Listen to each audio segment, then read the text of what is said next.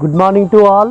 ప్రియులారా, అనుదినము కూడా ఆయన సన్నిధానంలో ఆయన యొక్క ఉపదేశం చేత మనం బలాన్ని పొందుకుంటున్నాం కదా. ఆ పరమ తండ్రి మిమ్మల్ని బహుగా ఆశీర్వదించునుగాక. సియోన్లో నుంచి తన కాంతిని మీ మీద ఉదయింపజేసి మిమ్మల్ని స్థిరపరిచి బలపరచునుగాక. అనుదినము కూడా వస్తున్న లేఖనాల్లో మనం వింటున్నాం కదా. ఈ దినం కూడా అనుదిన కృపల భాగం వస్తున్న లేఖన భాగం మనం చూసుకుంటుంటే విలాపవాక్యములు 5వ అధ్యాయము 19వ వచనంలో, యెహోవా నువ్వు నిత్యము ఆశీనువైందువు, నీ సింహాసనము తరతరములుండును. కాబట్టి ఆయన సింహాసనము తరతరములో ఉండేది. అవును, ఆయన రాజ్యము నిత్యము ఉండేది. ఆయన నిత్యము ఆసీనుడై ఉంటాడు ఆ సింహాసనం మీద. కాబట్టి ఉత్తర దిక్కున సభాపర్వతం మీద ఆ సర్వోన్నతుడు అత్యున్నత సింహాసనం మీద ఆసీనుడైండి యుగ యుగాలు ఈ భూమిని రాజ్యమేలబోతున్నాడు. ఆయన సింహాసనాసనుడుగా ఉండి రాజ్యం చేయబోతున్నాడు. కాబట్టి ఆయన సింహాసనము తరతరములు ఉండేది. సుమా, ఈ లోకంలో మనుషుల సింహాసనాలు, మనుషుల యొక్క అధికారము తాత్కాలికము. కాబట్టి ఇప్పుడు మన భారతదేశం యొక్క ప్రభుత్వము, ఇప్పుడు వెళుతున్న ప్రభుత్వం 5 సంవత్సరాలకు ఒకసారి మారుతుంటుంది. 5 సంవత్సరాలకు ఒకసారి వారు ప్రజల దగ్గరికి వెళ్ళాలి. కాబట్టి మన సర్వోన్నతుడు, మన సర్వాధికారి యొక్క జీవాధిపతి యొక్క రాజ్యము యుగ యుగాలు ఉండేది. ఆయన ప్రభుత్వము తరతరములు ఉండేది. ఆయన సింహాసనము నిత్యము ఉండేది. తరతరములు, జనరేషన్స్ ఆయన సింహాసనం ఉండబోతుంది సుమా.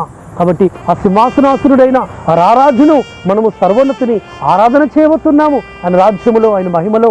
కాబట్టి అట్టి గొప్ప ధన్యతను పరమతను మనకు అనుగ్రహించబోతున్నాడు. ప్రియులారా, ఎంత గొప్ప ధన్యత! ఆయన వధువుగా మనల్ని సిద్ధపరచుకుంటున్నాడు.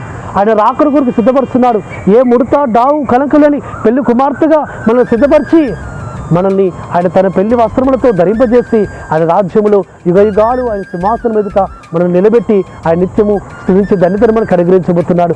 ఆ నిత్యము ఉండే, తరతరములు ఉండే ఆ సింహాసనం ఎదుట ఆ స్తోత్రార్హుని, ఆ స్థుతులకు పాత్రుణ్ణి, ఆ సింహాసనాసనుడైన ఆ యెహోవాను మనం స్తుతించబోతున్నాం, ఆరాధించబోతున్నాం. దాని కొరకు మనము ఈ లోకంలో మనము సిద్ధపడుతుంటున్నాం. ఈ యొక్క నియామక కాలములు, పరిశుద్ధ పండుగలు ఇవన్నీ దేని కొరకు అంటే, అవును, సింహాసనం ఎదుట నిరంతరం ఆ గొర్రెపిల్లైన యెహోవా మెస్సియాను స్తుతించడానికి, ఆరాధించడానికి, మహిమపరచడానికి కొరకు, అయ్యా మా కొరకు వధింపబడిన గొర్రెపిల్లవై నిత్యము నీవు అయ్యా మమ్మలను కాపాడినావయ్యా అని ఆయన స్తుతించబోతున్నాం. కాబట్టి మన రక్తమిచ్చి కొన్నాడు, మన తన సొత్తుగా చేసుకున్నాడు.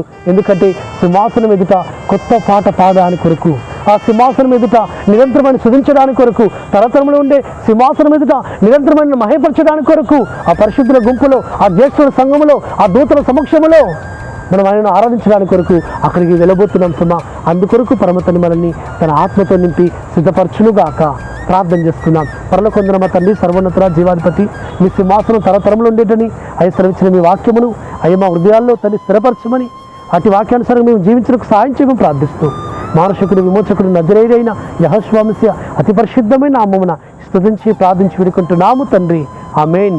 మన సర్వోన్నతుడు, సర్వాధికారి అయిన జీవాధిపతి అయిన యెహోవా మెస్సియా కృప, కనికరము నిరంతరములకు తోడుగా ఉండి మనల్ని బలపరిచి నడిపించునుగాక. ఆమేన్.